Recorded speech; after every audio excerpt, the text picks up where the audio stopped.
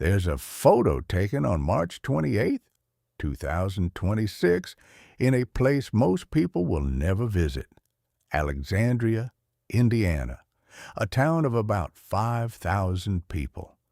On a modest stage, 90 candles glow, their light flickering across a room filled with something deeper than celebration.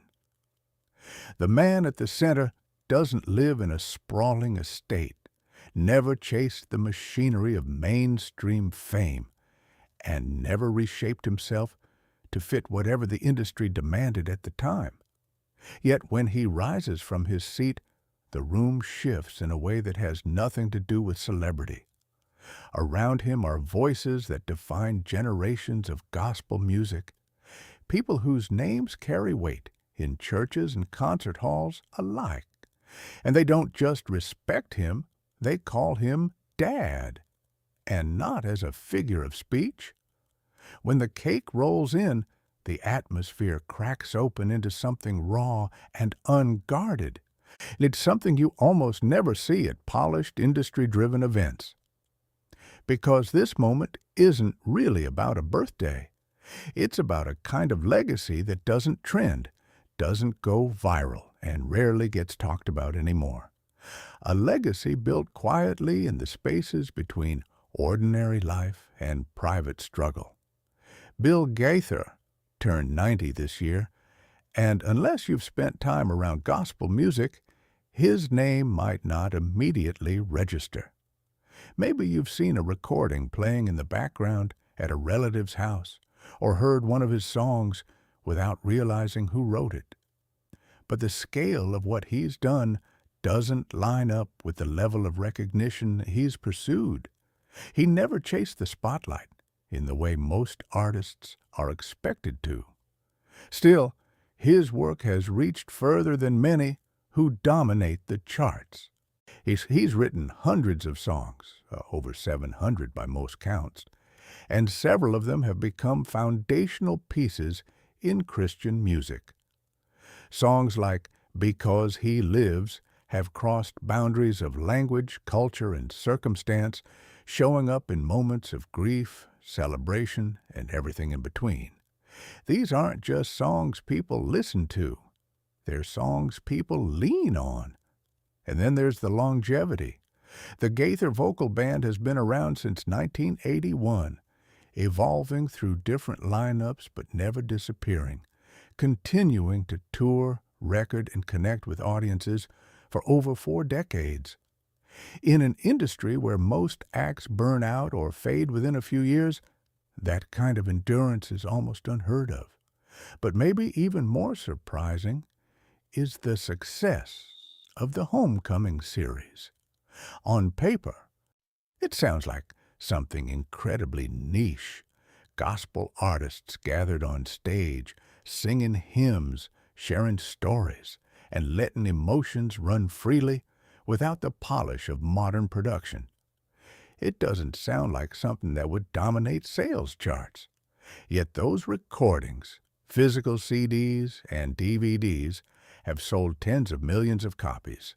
Not streams, not digital downloads, but actual physical media, in a time when most of the world moved on from it. And the reason is simple. The audience wasn't chasing convenience or trends.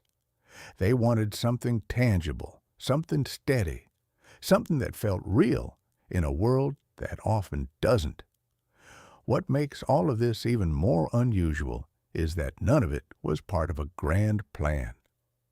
Bill Gaither started out as a high school English teacher in Alexandria. His wife, Gloria, was also a teacher.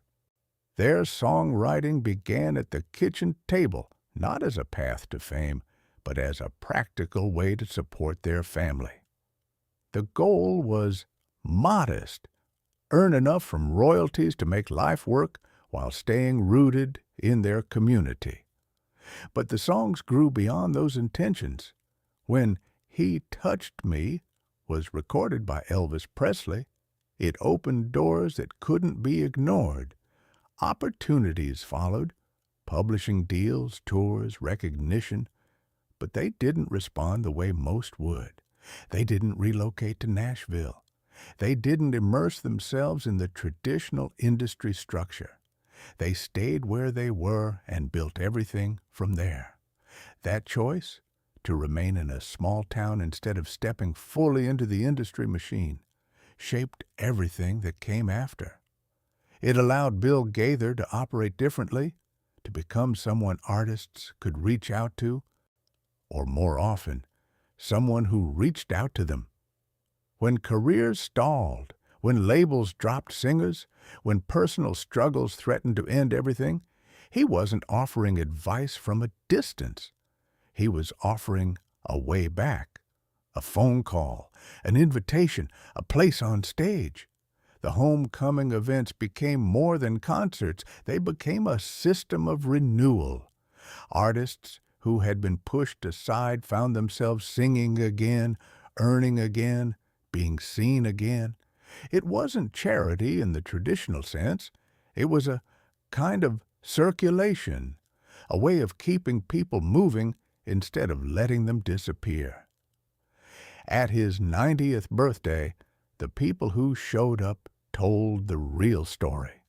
Not just the well-known performers, but the ones whose careers had been revived, sustained, or even made possible because someone believed in them at the right moment. Some had faced public scandals. Others had simply aged out of an industry that prioritizes youth and novelty. Some had struggled financially, emotionally, or both. And yet, there they were, not out of obligation, but out of gratitude that ran so deep it bordered on something heavier. Because what they were acknowledging wasn't just opportunity, it was dignity. The chance to continue when everything else suggested it was over. The uncomfortable truth behind all of this is that Bill Gaither succeeded by doing almost everything the modern entertainment world says you shouldn't. He didn't constantly reinvent himself. He didn't chase younger audiences. He didn't adapt to every technological shift or cultural trend. Instead, he stayed consistent. The format of the Homecoming series hasn't fundamentally changed in decades. The structure, the tone, the emphasis on storytelling and shared experience, it's all remained remarkably steady. And that consistency became the very thing that kept it alive. The audience he served didn't want constant change. They wanted something dependable, something that felt anchored in a world that often feels like it's spinning too fast. That's why the emotion at the birthday celebration feels different. It isn't the kind of admiration you see directed at celebrities. It's something more personal, more complicated. There's joy, of course, but there's also a sense of loss already creeping in, because the people in that room understand something that isn't being said out loud. What exists now, this network, this support system, this way of doing things, depends heavily on one person. It depends on relationships built over decades, on instincts that can't be taught, on a willingness to invest in people without immediate return. And those things don't transfer easily. Bill Gaither and Gloria Gaither still hold the rights to their songs, which is another piece of the puzzle. That ownership gave them freedom. Freedom from corporate pressure, from quarterly expectations, from having to shape decisions around profit margins. It allowed them to create without compromise and to support others without needing permission. But that independence also makes what they built difficult to replicate. It's not just a business model, it's a philosophy, one that doesn't align neatly with how most of the industry operates today. And time, inevitably, becomes part of the conversation. At 90, Bill Gaither continues to speak with clarity and purpose, still expressing a desire to keep going. When he says he isn't finished yet, It doesn't land as a simple statement. It hangs in the air, complicated by the reality everyone understands but doesn't want to confront. Because what does not finished mean at this stage? More music? More tours? More lives quietly changed behind the scenes? Or is it something deeper? A refusal to accept that what he built has an expiration date. What lingers most from that birthday isn't the milestone itself, but the question it leaves behind. The tears, the embraces, the stories, they all point toward something uncertain. Not just the end of a life eventually, but the possible end of a way of doing things. A way that valued patience over speed, relationships over metrics, and long-term impact over immediate visibility. A way that made space for people instead of replacing them. Because, in the end, what Bill Gaither created wasn't just music or even a successful career. It was an environment where people could continue even when the rest of the world moved on from them. And that's not something easily handed off or scaled. It's built one decision at a time, one phone call at a time, one act of belief at a time. So the real weight of that moment in Alexandria isn't just about celebrating 90 years. It's about recognizing how rare this kind of legacy is and how uncertain its future might be. The candles, the songs, the gratitude in the room, they all circle around a single unspoken thought. When the person who kept everything connected is no longer there, what happens next?